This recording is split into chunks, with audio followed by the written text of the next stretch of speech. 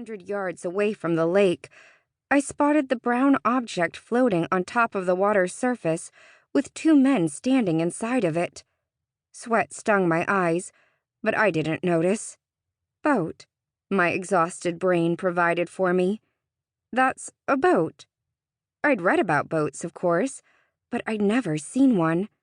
Todd must have spotted it too, because he immediately veered toward it. It flashed across my mind that those men could be Marines, but in that moment, I didn't care.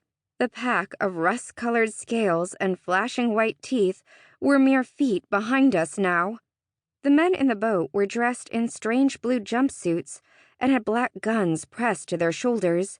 As we approached, a flash of red erupted from each barrel, and I heard an angry shriek as a spray of sand pelted my back. The men fired again as we raced into the icy water. The cold was so shocking after the heat of the sand that it would have taken my breath away, if I'd had any left to take. I sloshed through the shallow water, running until it was too deep, and then I instinctively paddled, pulling handfuls of water past me. Moments later, my fingernails dug into the rough wood of the boat. One of the men grabbed the back of my tunic and heaved me up over the edge, while the other stood firing shot after shot into our would-be assailants. Todd and Sean landed on top of me as they too were hauled in. Managing to untangle myself from the boys, I struggled to my knees and peered out over the edge of the boat. The dinosaurs were slumped across the beach, their legs stuck out at all angles and their mouths hanging open. There had to be at least 10 of them, their eyes vacant. I realized suddenly that the only sound I could hear was the water lapping against the side of the boat, and the silence seemed deafening after the ear-splitting roars of moments before. The two men lowered their guns as Todd and Sean pulled themselves to standing positions. "Are they dead?" Sean wheezed, running a trembling hand over his face. "Please tell me they're dead." "Of course they're not dead," said one of the blue jumpsuited men, as though this should have been obvious, leveling his serious gray eyes on us.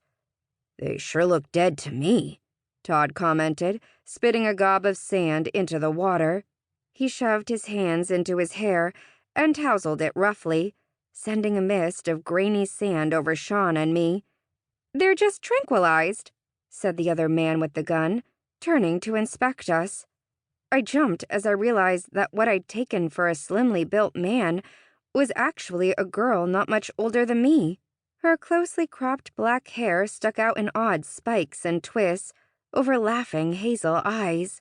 Her easy smile was a sharp contrast to the man beside her, whose narrowed eyes held no hint of warmth or kindness.